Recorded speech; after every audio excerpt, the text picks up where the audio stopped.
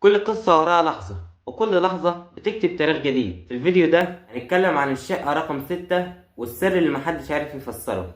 زمان كان في عمارة قديمة في حي هادي، والعمارة دي كانت دايما مشهورة ان مفيش حد بيقعد فيها لفترة طويلة. الناس اللي كانوا بينقلوا ليها اما بيختفوا او بيهربوا بعد كام يوم. الموضوع كله كان مرتبط بشقة واحدة، هي الشقة رقم 6.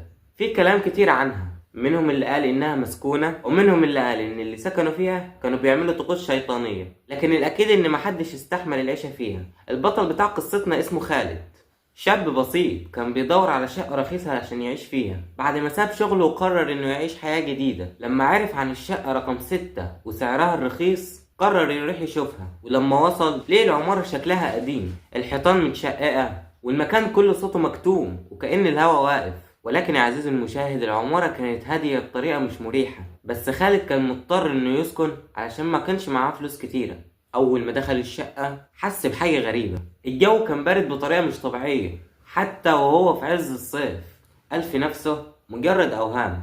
اول ليلة خالد نام متأخر وهو سامع اصوات خبط خفيف جاي من الحيطة اللي جنب السرير. حاول يتجاهل الصوت، لكن كل ما يغمض عينه كان يحس ان في حد واقف فوق راسه. الحاجة الاولى الغريبة، الصبح وهو بيشرب قهوته لاحظ ان الكوباية اتحركت لوحدها على الترابيزة. افتكر انه بيتخيل، بس الموقف اتكرر اكتر من مرة. الحاجة التانية، بدأ يلاقي علامات على الحيطان زي خدوش محفورة وكأن حد بيحاول يطلع من الحيطة. الحاجة التالتة، كل يوم الساعة 3 الفجر كان يسمع صوت خطوات في الصالة، ولما كان يخرج يشوف ما كانش في حد.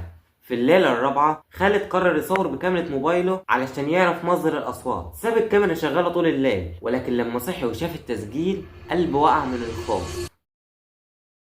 شاف في الفيديو باب الأوضة بيتفتح ويتقفل لوحده، كيان أسود واقف عند طرف السرير ويبص عليه وهو نايم. همسات صوتها واضح في التسجيل بتقول اخرج قبل ما يفوت الأوان. خالد اتجنن وقرر يسأل البواب عن تاريخ الشقة. البواب كان راجل عجوز وخايف يتكلم، لكنه بعد إلحاح قال الشقة دي كانت بتاعت واحدة اسمها ليلى، ماتت فيها لوحدها وجثتها محدش اكتشفها غير بعد أسابيع، ومن يومها كل اللي سكنوا فيها كانوا بيسمعوا صوتها ويشوفوا حاجات غريبة. خالد قرر ينام الليلة دي وماسك مصحف وشغل قرآن بصوت عالي، بس كل ما الصوت يعلى كانت الأنوار تبدأ ترعش والجو يبقى أبرد. وفجأة الباب اتقفل بعنف، مراية في الأوضة اتكسرت لوحدها وظهر فيها انعكاس لوجه مشوه كان بيبص عليه. خالد حاول يهرب لكن الباب ما كانش بيتفتح. بص وراه لقي نفس الكيان اللي شافه في الفيديو واقف قدامه، كان شكله مرعب وعينه سودا زي الحفرة. الكيان ده بدأ يقرب وخالد حس انه مش قادر يتحرك.